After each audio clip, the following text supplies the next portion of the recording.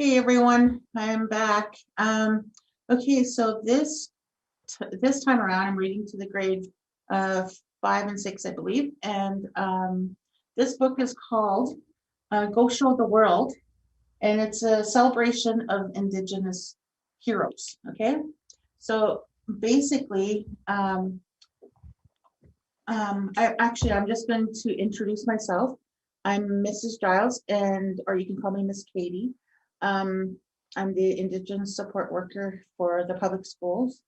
And when I say schools, I work out of like I think it's 8 or 9 schools. But anyways, I just wanted to let you know that I'm originally from Fort Chipewyan, Alberta, which is north of Fort McMurray, and I'm um, my native, my First Nation is Dene, and the name of my First Nation is the Athabasca Chipewyan First Nation.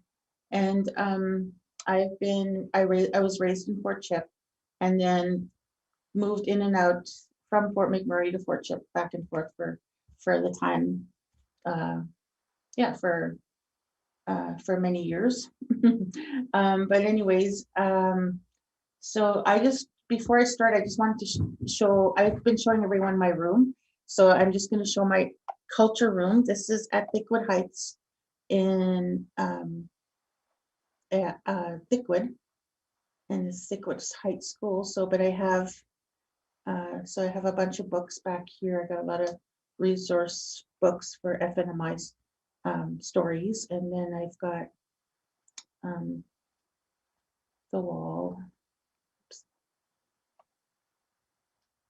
So just thought I'd show you the room that I have, and I love my room. So just so you know that when you come, or even if it's just students that are from Thickwood, they can come and check out my room if they want. But anyways, I'm gonna get started. So this book is called "Go Show the World." So it says here, celebrating Indigenous heroes for young people of all backgrounds. It's a big book, so bear with me if I drop it or something. The celebration of Indigenous heroes. And the illustration in it is amazing. Okay, I'm going to put my glasses on again. Okay. There's a power in these lands, one that's been here many years, strong enough to make you stand and forget all of your fears. It started in the past with a blast of light and thunder. Ancient ones looked up and beheld the sky with wonder. So basically, it's just kind of a rhyming book.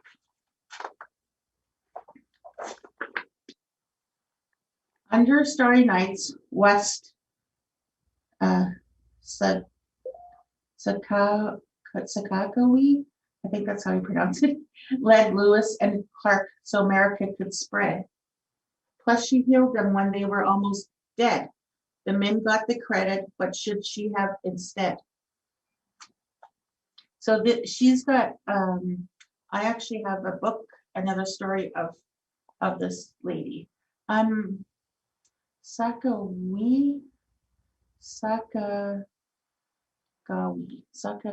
I think that's how you pronounce it.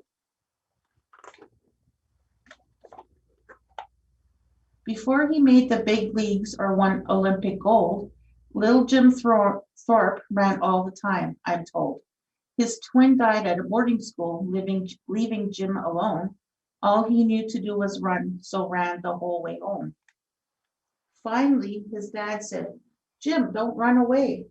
No matter how far you run, brother's gone to stay. It might be tough now, but you will be something. Before you leave, my son, I want to tell you one thing." That's kind of sad.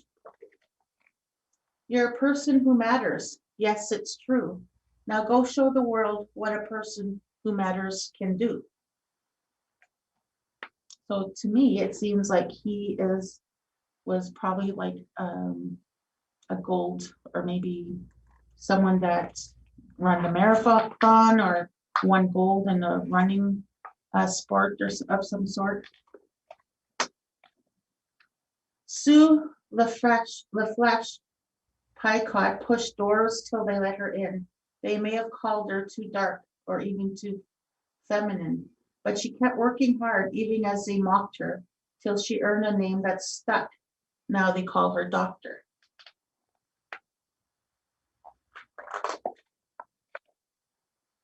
In a foster home, Beatrice's heart reigned free, wrote a book about her life and called it April Braintree. I remember reading that story.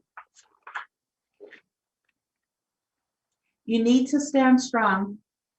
Be Pega Magabo, who fought for freedom abroad and right here at home.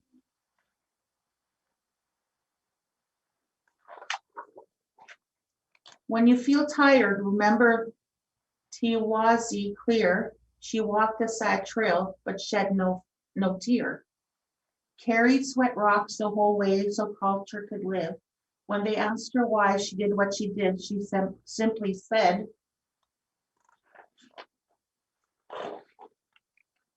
"You are people who matter. Yes, it's true. Now go show the world what people who matter can do."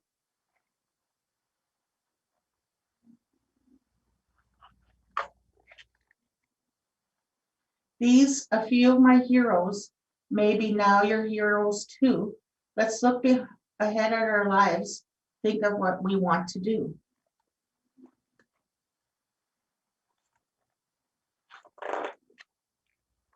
Maybe be a doctor or a movie star. It might happen. Maybe we do both, like our friend Evan Adams.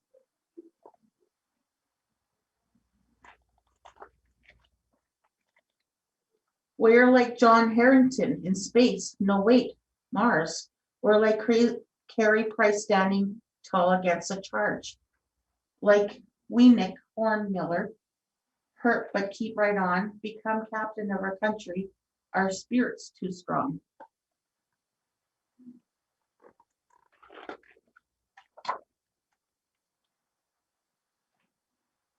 Tecumseh said, "Perfect your life, make it serve the people." Crazy Horse lived free, his spirit's like an eagle.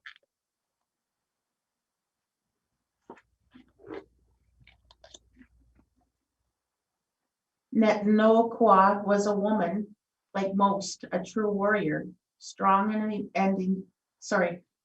and independent, fierce as any man before her.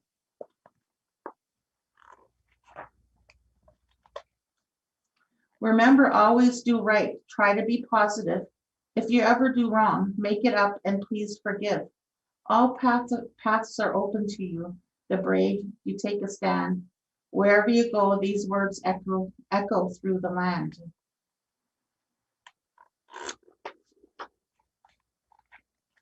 We are people who matter. Yes, it's true.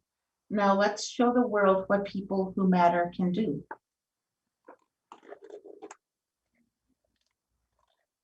So there's a little biography at the end that I'd like to read to you.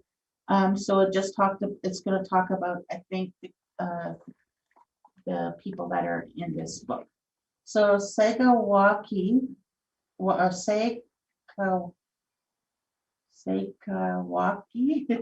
she was born in 1788 and died 1812.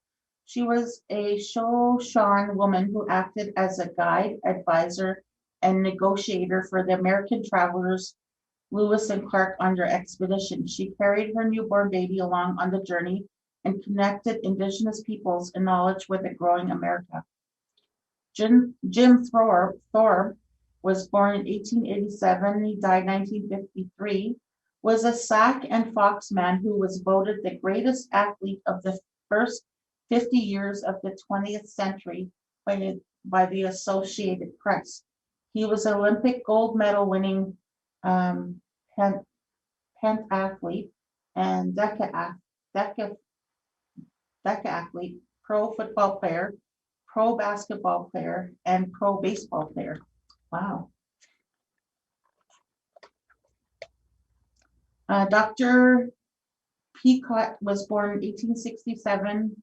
She died in 1915, was an Omaha woman who was one of the first Indigenous physicians at a time when even being a female doctor was uncommon. She traveled to Victorian women's societies to raise money for her medical education, then returned home to improve the health of her people. And then we've got Beatrice Collinton is a Métis author from Canada who courageously wrote this seminal novel In Search of April Raintree in 1983. It is based in part on her own experiences growing up in foster care and helped many to begin understanding issues in the child welfare system and of missing and murdered Indigenous women and girls.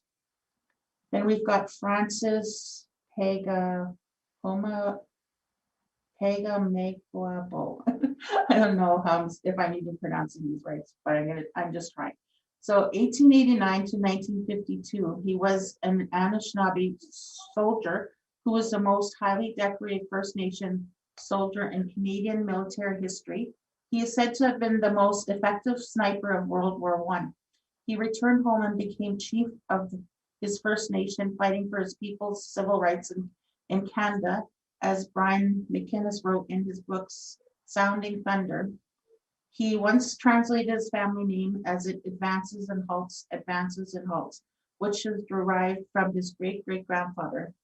Here the line be Pega Megabo or something like that. Then we've got Tiwazi, which is around 1879, whose name means yellow buffalo woman, was the matriarch of the Camp family of the Bonka Nation, who were forcibly relocated in 1879 to their present day home in Oklahoma. She was told by the soldiers she could only bring what she could carry, so she hid 4 sweat lodge rocks in her belongings and walked hundreds of miles with them. She did this so her descendants would still be able to practice their culture.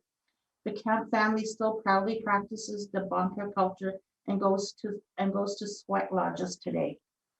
Then we've got Dr. Adams, is a two-spirited physician and public health official from the Salomon First Nation in British Columbia, Canada. He is also a well-respected actor who has appeared in movies like Smoke Signals and many theater productions. Today he works as the Chief Medical Officer for the BC First Nations Health Authority.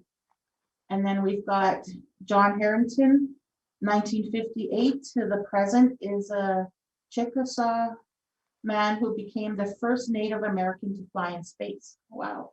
On his 13th day in mission in 2002, he brought with him the official flag of the Chickasaw Nation and completed 3 spacewalks. He wrote a book about his experience called Mission to Space, which includes both English and Chickasaw words. He's also a retired U.S. naval pilot. And that's it for the characters, I believe. Oh, there's many more. Do I have time? Okay, so Carey Price is an NHL goalie and member of the. Yeah, we probably have time for 1 or 2 more, I think. Okay. I'll just read this one, then I'm gonna stop. Okay. So we've also got so all these characters that were in this book are they all succeeded in something that they were passionate about in their life and when they were growing up. So they probably, I'm just gonna stop here. But anyways, they probably